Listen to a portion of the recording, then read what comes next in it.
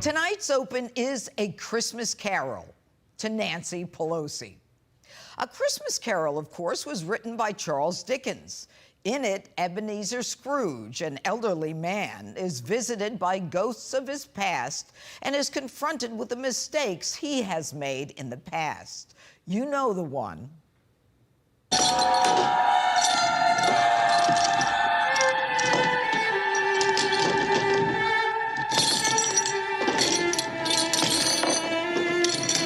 Humbug, I tell you, humbug!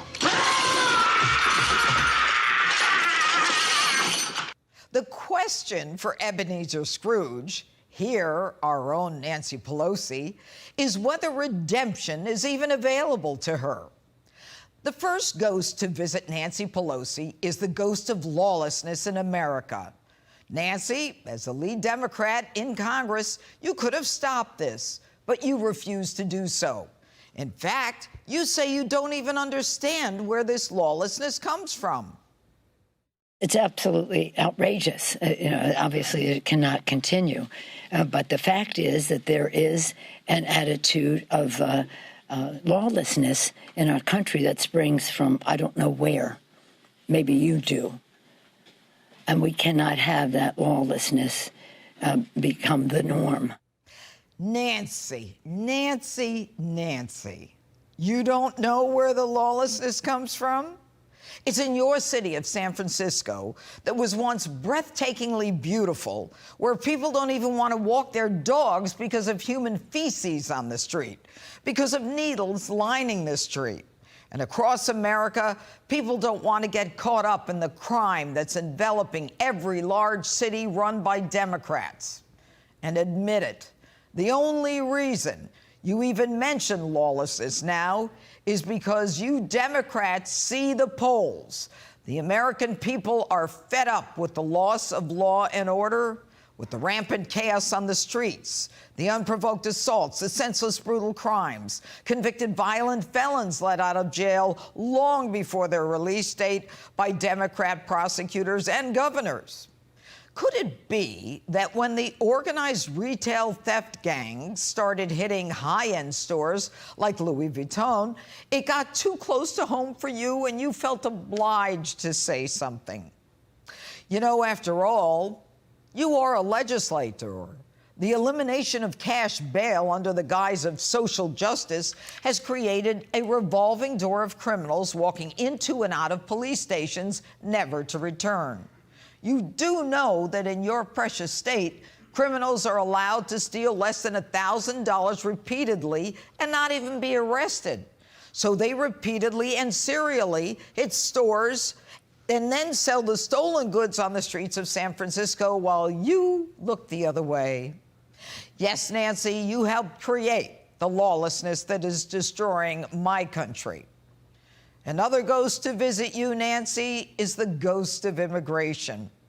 While we suffer from hordes of unvaccinated illegals surging into our country in the middle of a pandemic, we are left to deal with individuals who are criminals, mules for the cartels and human smugglers. Our children are dying from fentanyl sent by China through the Mexican cartels, secretly added to counterfeit pills like Xanax that kill our children in their undeclared war on Americans. Gang members come through unquestioned, who go on to maim and kill innocent Americans. And what is your answer about MS-13 and other gang members who carry out barbaric medieval violence against innocent victims? And when you were asked about the thugs who maim and kill as part of their initiation, you say they're all children of God. We believe, some of us who are attracted to the political arena, to government and public service, that we're all God's children.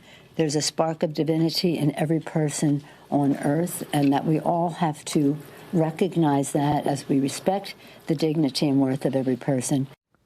And Nancy, the ghost of greed, comes to visit you.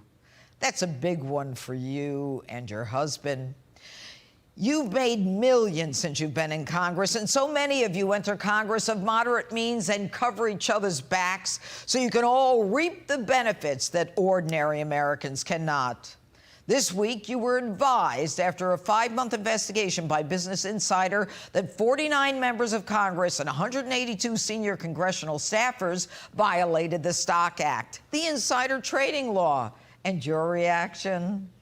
Should members of Congress and their spouses be banned from trading individual stocks while serving in Congress? No, we have a responsibility to report in the stock, on the stock. This is a free market, and people, we are a free market economy. They should be able to participate in that. This brought a huge negative response from fellow Democrats not in Congress. This was one of the most disappointing and maybe, to put it even less politely, disgraceful comments and views I have heard espoused on this issue. To put this in context, since becoming Speaker of the House in 2018, again, Nancy's total assets went from $114 million to $271 million in 2019 to up to $315 million in 2020. 60 Minutes even accused your husband, Paul, of insider trading, Nancy. And Nancy, lying to the American public is another ghost that will haunt you, because as Speaker of the House, you have set the tone and the policy for all of us. Your lies are too many to identify, but just this week, my favorite one is this one. Mr. President, it is an honor and, of course, a pleasure to be here at this time of challenge and with the coronavirus, financial insecurity for families, natural disasters, and more. Our country could not be better served than with this most experienced, capable hands than yours, President Biden. He's just perfect.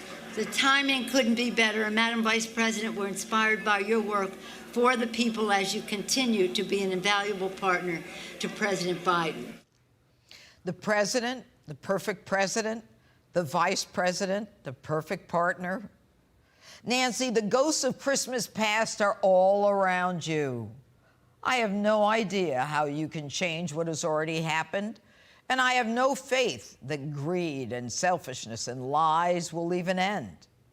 But in A Christmas Carol, Ebenezer Scrooge learns the errors of his ways and seeks redemption. I'm not so sure that that is how your Christmas Carol ends, Nancy, but hey, it's a Christmas season. Anything's possible. Hey, Sean Hannity here. Hey, click here to subscribe to Fox News YouTube page and catch our hottest interviews and most compelling analysis. You will not get it anywhere else.